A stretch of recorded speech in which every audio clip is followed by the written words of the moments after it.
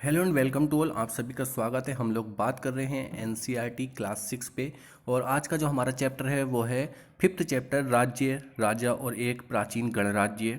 इस चैप्टर में हम लोग बात करने वाले हैं कि शासक कैसे चुने जाते हैं, और उसके अलावा हम बात करेंगे मगध के बारे में, महाजनपद कैसे बने, जनपद कैसे बने, ठीक है, मगध का उदय क्यों हुआ, उसके क्या क्या कारण रहे हैं। उसके बाद हम बात करेंगे बज्जी संघ के बारे में, बात करेंगे हम इसमें वर्ण व्यवस्था के बारे में। तो काफ़ी कुछ पॉइंट जो है हमको यहाँ से सीखने के लिए मिलेंगे। तो आइए शुरू करते हैं अपना पांचवा चैप्टर, जिसमें हम बात करेंगे सबसे पहले कि लोक शासक कैसे बनते थे।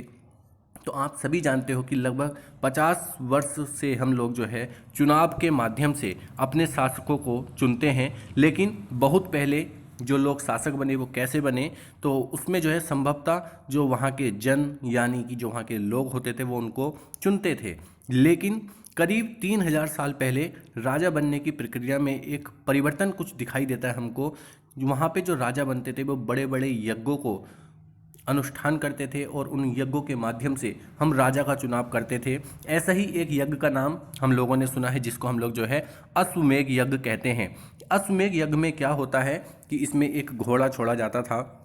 वो घोड़ा स्वतंत्र रूप से विचरण करता था। वो जितने क्षेत्र में जाता था वो सभी क्षेत्र उस राजा का हो जाता था, जिसके द्वारा इस यज्ञ को संपन्न किया जाता था। यदि इस घोड़े को कोई अन्य राजा पकड़ता था तो उसको उस राजा के साथ युद्ध करना पड़ता था। अगर वो कोई नहीं पकड़ता है तो ये मान लिया जाता था कि वो उस क्षेत्र के सभी जितने भी राजा हैं, जिन जिन क्षेत्र में वो घोड़ा गया है, वो सभी उस राजा की अधीनता को स्वीकार करते हैं, जिसने जो है अश्वमेध यज्ञ कराया। अश्वमेध यज्ञ कराने वाला राजा बहुत ही शक्तिशाली होता था। उसके बाद जो है एक अलग से यज्ञ कराया जाता था, जिसमें उन सभी राजाओं को निमंत्रण भेजा जाता था जिनके क्षेत्र में ये घोड़ा घूमता था। ठीक है, वो राजा सभी उस राजा के लिए उपहार लेके आते थे, जिसके द्वारा अश्वमेध यज्ञ कराया जाता था। ठीक है, उसके बाद जो है राजा के लिए एक विशेष राज सिंहासन होता था। इसमें जो है राजा के जो सहचर होता था वो उसका सारथी होता था। तो इस अवसर पर जो उसका सारथी है वो राजा के द्वारा जितनी भी विजय प्राप्त की गई उन सब के बारे में वर्णन करता था। सगे संबंधी जैसे रानियां और छोटे पुत्र भी जो है इस अनुष्ठान में भाग लेते थे, और वो भी कुछ छोटे छोटे अनुष्ठान करते थे। इस यज्ञ में जो राजा के ऊपर पुरोहित पवित्र जल से छिड़काव करता था, साथ ही साथ कई छोटे छोटे अनुष्ठान करता था। वैश्य या सामान्य लोग उपहार लाते थे, लेकिन जिन्हें शूद्र माना जाता था उन्हें कई अनुष्ठानों में शामिल नहीं किया जाता था। ठीक है, तो इस तरीके से जो है राजा का चुनाव उस समय किया जाता था। उसके बाद हम बात करेंगे वर्ण के बाद में। वर्ण क्या है, तो इस समय जो है उत्तर भारत में जो गंगा यमुना का क्षेत्र है, कई ग्रंथ रचे गए। क्योंकि ये ग्रंथ जो है ऋग्वेद के बाद में लिखे गए थे, इसलिए हमने इनको उत्तर वैदिक ग्रंथ कहा। इसमें जो है सामवेद, यजुर्वेद, अथर्ववेद और अन्य ग्रंथ शामिल हैं। ठीक है, पुरोहित द्वारा रचित इन ग्रंथों में विभिन्न प्रकार के अनुष्ठान या फिर यज्ञ संपादन से संबंधित विधियां, कुछ सामाजिक नियम के बारे में बताया गया है। उस समय समाज में कई समूह थे, ठीक है, जिसमें कुछ धनवान थे, कुछ निर्धन थे। तो इस तरह के जो है कई वर्गों में जो है समाज बटा हुआ था। पुरोहितों ने लोगों को 4 वर्गों में विभाजित किया, और जिन्हें वर्ण कहा गया, और सभी का जो है अपना अपना एक उनका कार्य जो है फिक्स कर दिया जाता था। जैसे बात करें, पहला वर्ण जो है ब्राह्मणों का था। उनका काम था कि वो वेद अध्ययन करेंगे, यज्ञ करेंगे, ठीक है, उन्हें उसके बदले उपहार जो है मिलता था। दूसरा शासकों का वर्ग था, जिनको क्षत्रिय कहते थे। उनका काम था युद्ध करना, लोगों की रक्षा करना। ऐसी तीसरा जो वर्ण था, जिसको हमने विश्य या वैश्य कहा, उसमें कृषक, पशुपालक और व्यापारी लोग आते थे। क्षत्रिय और वैश्य दोनों ही यज्ञ में भाग ले सकते थे। जो चौथा वर्ण था, अंतिम वर्ण, वो शूद्रों का था, जिसका कार्य था ऊपर के तीनों वर्णों की सेवा करना, और वो किसी भी अनुष्ठान में भाग लेने का अधिकारी नहीं था। मान सकते हैं कि जो औरतें थीं और शूद्र थे उनको एक समान माना जाता था। दोनों ही जो है यज्ञ वगैरह में या किसी पवित्र कार्य में जो है उनको भाग नहीं लेने दिया जाता था। उसके बाद बात करें तो पुरोहितों के अनुसार सभी वर्णों का निर्धारण जन्म के आधार पर होता था। मान लिया जाता था कि ब्राह्मण माता पिता की संतान ब्राह्मण होगी, क्षत्रिय की संतान जो है क्षत्रिय होगी। लेकिन बाद में कुछ लोगों को अछूत माना गया, जिसमें जो है शिल्पकारी, शिकारी, भोजन संग्राहक या फिर ऐसे लोग जो शवों को दफनाते हैं, जलाने का काम करते हैं, इन लोगों से संपर्क जो है अपवित्र माना जाता था।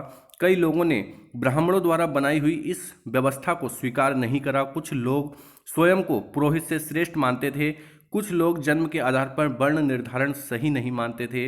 इसके अतिरिक्त कुछ लोग व्यवसाय के आधार पर लोगों के बीच भेदभाव को उचित नहीं समझते थे, जबकि कुछ लोग चाहते थे कि अनुष्ठान संपन्न करने का अधिकार सभी को हो।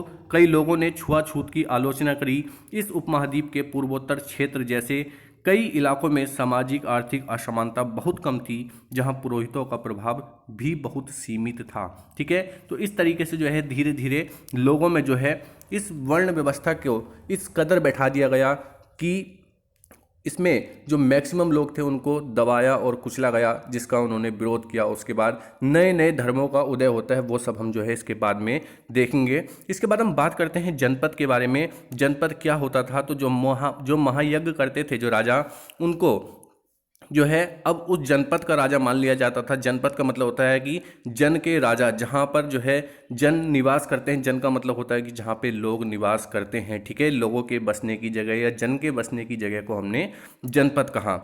बात करते हैं कि पुरातत्वविदों ने इन जनपदों की कई बस्तियों की खुदाई करी, जैसे दिल्ली में पुराना किला, उत्तर प्रदेश में मेरठ के पास हस्तिनापुर और एटा के पास अतरंजी खेड़ा इसमें प्रमुख थे। खुदाई से पता चला कि लोग झोपड़ियों में रहते थे, मवेशी और अन्य जानवरों को पालते थे। वे चावल, धान, जौ, दालें, गन्ना, तिल आदि फसलों को भी जो है उगाते थे। बात करते हैं यहाँ से मिट्टी के बर्तनों की, तो लोग मिट्टी के बर्तन बनाते थे, जिन्हें हम चित्रित धूसर पात्र के रूप में जानते थे। इसके शब्द से आपको पता चल रहा है कि ये जो है इन बर्तनों पर चित्रकारी की गई थी, जो सरल रेखा और ज्यामितीय आकृति के रूप में हमको देखने को मिलती है। इसके बाद हम बात करते हैं महाजनपद पे। तो करीब 2500 साल पहले कुछ जनपद जो महत्वपूर्ण हो गए वो महाजनपद कहे जाने लगे।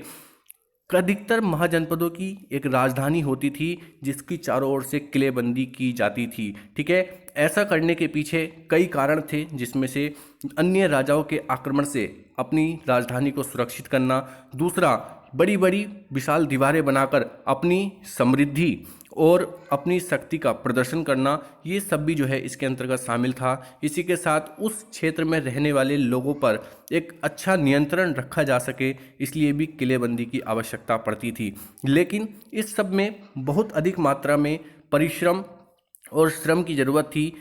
इसके लिए संसाधनों की आवश्यकता पड़ती थी। राजा अब स्थायी सेना रखते थे, सिपाहियों को नियमित वेतन देकर पूरे साल रखा जाता था।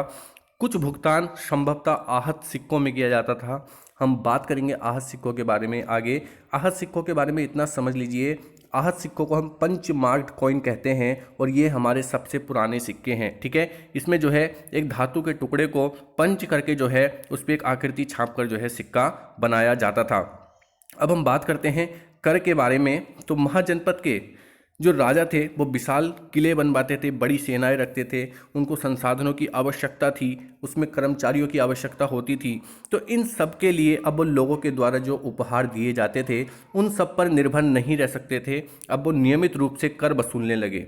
बात करें कर की, तो फसलों पर लगाए गए कर सबसे महत्वपूर्ण थे, क्योंकि उस समय जो मैक्सिमम लोग थे वो जो है कृषक होते थे।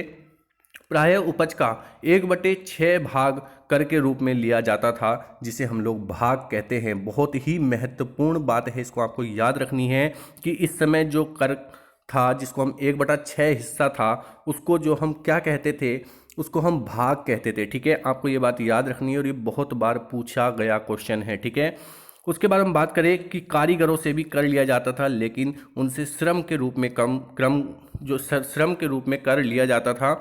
इसमें जो है राजा के लिए वो एक दिन जो है काम करते थे महीने में, इस तरीके से जो है उनका कर वसूल हो जाता था। उसके बाद हम बात करें पशुपालकों को जानवरों या उसके उत्पाद के रूप में कर देना पड़ता था। व्यापारियों को सामान खरीदने और बेचने पर कर देना पड़ता था, और ऐसे ही आखेटक और संग्राहक को भी जंगल से प्राप्त वस्तु जो है देनी होती थी। ठीक है। तो इस तरीके से जो है वहाँ पे कर की व्यवस्था को हम लोगों ने देखा। अब हम बात करते हैं कृषि में क्या परिवर्तन हुए, क्या ऐसे परिवर्तन हुए जिसकी वजह से जो है हमें इतने बड़े बदलाव देखने को मिलते हैं। तो इस युग में दो बहुत बड़े परिवर्तन हुए। सबसे पहला था हल के फाल अब लोहे के बनने लगे, जिसके कारण वो जो वहाँ की ज़मीन थी उसकी जुताई बहुत गहरी तरीके से होने लगी, वहाँ से उपज बढ़ने लगी। ठीक है। और दूसरा था कि जो वो लोग थे धान के पौधे को रोपण उन्होंने करना शुरू कर दिया था। इससे पहले वो खेतों में बीज छिड़कते थे जिसमें कई पौधे मर जाते थे, इतनी अच्छी फसल नहीं हो पाती थी। लेकिन अब उन्होंने जो है पौध लगा के जो है पौध तैयार करते थे, उसके बाद जो है उसको खेत में रोपा जाता था, जैसे कि आजकल आप लोग देखते हैं, जिसकी वजह से ज़्यादा पौधे जीवित रहे और जो है पैदावार अधिक होने लगी। इसके लिए श्रम की आवश्यकता होती थी। श्रम के लिए जो है दास दासी या भूमिहीन खेतीहर मजदूर जो है इसमें कार्य करते थे। अब हम लोग बात करेंगे, एक सूक्ष्म निरीक्षण करेंगे मगध के बारे में। तो मगध इतना शक्तिशाली कैसे बना। ठीक है। मगध के बारे में हम जानते हैं तो लगभग 200 सालों के भीतर मगध जो है सबसे महत्वपूर्ण बन गया। ठीक है। इसके महत्वपूर्ण बनने के कारण जो है, इसके महत्वपूर्ण बनने का जो सबसे मुख्य कारण था वो था इसकी जो सिचुएशन थी। ठीक है। जो इसकी स्थिति थी उसकी वजह से जो है ये महत्वपूर्ण बना। क्यों? क्योंकि ये गंगा और सोन जैसी नदियों के संगम पर स्थित था। ठीक है। जिसके कारण यातायात, जल वितरण और ज़मीन को उपजाऊ बनाने के लिए बहुत ही महत्वपूर्ण जो हमें साधन चाहिए थे वो हमको प्राप्त होते थे। उसके बाद मगध का एक हिस्सा जंगलों से भरा था। इन जंगलों में रहने वाले हाथियों को पकड़कर उन्हें प्रशिक्षित कर सेना में जो है शामिल कर लिया जाता था। उसके बाद यहाँ से जो लकड़ियाँ वगैरह मिलती थीं उससे जो है घर, गाड़ी और रथ बनाने में सहायता मिलती थी। साथ ही साथ इस क्षेत्र में लौह अयस्क की खदानें मिलती हैं जो मजबूत औजार और हथियार बनाने के लिए बहुत ही उपयोगी थी। बात करते हैं मगध में बहुत ही शक्तिशाली शासक बिंबिसार और अजातशत्रु हुए जिन्होंने अन्य जनपदों को जीतने के लिए हर संभव प्रयास करे। उसके बाद महापद्मनंद और महत्वपूर्ण शासक आया। उसने जो है अपने नियंत्रण का क्षेत्र इस उपमहाद्वीप के उत्तर पश्चिम भाग तक फैला लिया। बिहार के राजगृह की कई सालों तक मगध की राजधानी रहा और बाद में पाटलिपुत्र, जिसे आज हम पटना कहते हैं, मगध की राजधानी बना। ठीक है। 2300 साल से भी पहले की बात है जब मैसेडोनिया का राजा सिकंदर विश्व विजय करना चाहता था। पूरी तरह सफल न होने की वजह से वह मिस्र और पश्चिमी एशियाई के राज्यों को जीतता हुआ भारतीय उपमहाद्वीप ब्यास नदी के किनारे पहुंचा। जब उसने मगध की ओर कूच करना चाहा तो उसके सिपाहियों ने साफ इनकार कर दिया, क्योंकि वो इस बात से भयभीत हो चुके थे कि भारत के शासकों के पास पैदल, रथ और हाथी की बहुत बड़ी सेना है। ठीक है। इस वजह से उसको खाली हाथ जो है यहाँ से वापस लौटना पड़ा। इसके साथ ही हम बात करते हैं बज्जी पे। तो बज्जी जो है मगध से थोड़ा सा डिफरेंट था। इसमें क्या अंतर है इसको आप समझिएगा कि इसकी राजधानी जो है वैशाली बिहार थी। यहाँ एक अलग किस्म की शासन व्यवस्था थी जिसे हम गण या संघ कहते हैं। ठीक है। गण क्या होता है? तो गण शब्द का प्रयोग कई सदस्यों वाले समूह के लिए किया जाता है, जबकि संघ अर्थात संगठन या फिर सभा को हम कहते हैं। ठीक है। गण या संघ में कई शासक होते थे। कभी कभी लोग एक साथ शासन करते थे जिसमें से प्रत्येक व्यक्ति राजा होता था। सभी राजा विभिन्न अनुष्ठानों को एक साथ करते थे और सभाओं में बैठकर बातचीत और बहस या फिर वाद विवाद के जरिए तय होता था कि क्या करना है और किस तरह करना है। शत्रुओं के आक्रमण से निपटने के लिए मिलकर चर्चाएं होती थीं। स्त्रियां, दास और जो कर्मकार होते थे इन सभाओं में हिस्सा नहीं ले सकते थे। बुद्ध तथा महावीर की हम बात करें, दोनों ही गण या संघ से संबंधित थे। बौद्ध साहित्य में संघ के जीवन का बहुत ही सजीव वर्णन हमको मिलता है।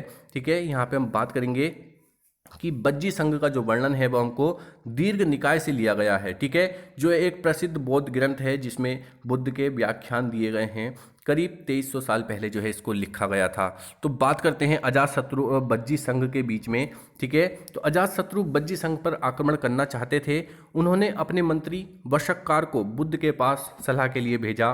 बुद्ध ने उनसे पूछा कि क्या बज्जी सभाएं नियमित रूप से होती हैं तथा उनमें सभी सदस्य उपस्थित होते हैं। जब उन्हें पता चला कि ऐसा होता है, उन्होंने कहा कि बज्जीवासी तब तक उन्नति करते रहेंगे जब तक वे पूर्ण और नियमित सभाएं करेंगे, आपस में मिलजुल कर काम करते रहेंगे, पारंपरिक नियमों का पालन करते रहेंगे, बड़ों का सम्मान समर्थन और उनकी बातों पर ध्यान देते रहेंगे। ठीक है, बच्ची महिलाओं के साथ जोर जबरदस्ती नहीं करेंगे और उन्हें बंधक नहीं बनाएंगे। शहरों तथा गांवों में चैत्यों का रख रखाव करेंगे, विभिन्न मतावलंबी संतों का सम्मान करेंगे और उनके आने या जाने पर कोई रोक नहीं लगाएंगे। इस तरह की बातें जो हैं बुद्ध उसको बताते हैं।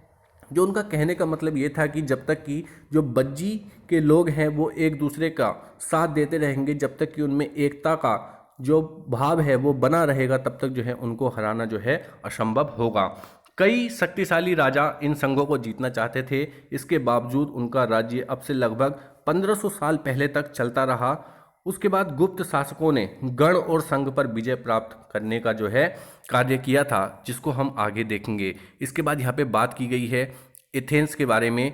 लगभग 2500 साल पहले एथेंस के लोगों ने एक शासन व्यवस्था की स्थापना की, जिसे जो है प्रजातंत्र या गणतंत्र कहते हैं। इसमें थोड़ा सा अंतर था, इस चीज़ को समझिएगा। यह व्यवस्था लगभग 200 साल तक चली। इसमें 30 साल से ऊपर के सभी पुरुष को पूर्ण नागरिकता प्राप्त थी, जो दास नहीं थे।